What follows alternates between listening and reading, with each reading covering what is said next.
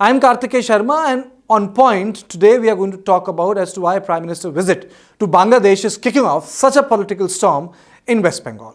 Now, West Bengal is going through assembly elections. Prime Minister is going on a 2-day visit to Bangladesh. Now, the visit is about the birth centenary of Sheikh Mujibur Rahman.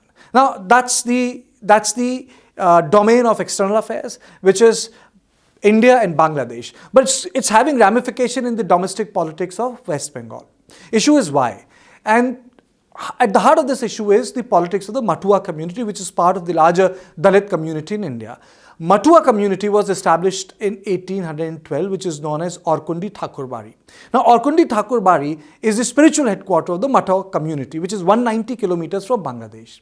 And Prime Minister is going to go there, pay a visit, and detractors in India are saying that this is going to impact the elections. Matua community has a stronghold over 4 Lok Sabha constituencies, which is roughly 29 to 30 assembly constituencies. And they feel that this might have an impact because Matua community migrated to India on 2 occasions. One, when the continent was partitioned, and the second, when the 71 war took place and the Hindus were being persecuted, they came. So most of them did not have citizenship. And now under CEA, they feel that they will be empowered. But the CEA has not happened. So there is a grouse within the Matua community that this was promised to them. And the feeling within the Congress and the left parties and the TMC is that by Prime Minister being there, he might be able to consolidate or reconsolidate the Matua sentiment in the favor of Bharatiya Janata Party.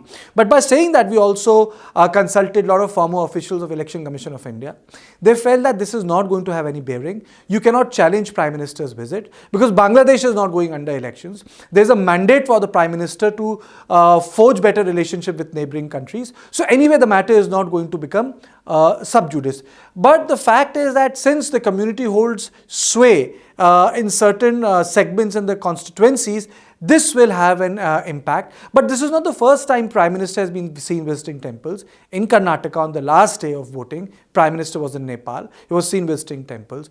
Even on the last day of voting, Lok Sabha elections in India, 2019, Prime Minister spent a night in Kedarnath. So I would say that the politics of temples and spirituality remains the keyhole of the politics of the Prime Minister. And in this case, it's again being reinforced that the Prime Minister is an unapologetic, a practicing Hindu. So it's part of his persona. So it's not something Prime Minister is doing it for the first time or like something which Rahul Gandhi did in 2019, before 2019 elections, where he started visiting temples and suddenly once the election was lost, the temple visits came to a stop. So this is why the politics around Matua is heating up, and like multiple issues in West Bengal, the whole Matua issue and the Prime Minister's visit to Bangladesh has become extremely political.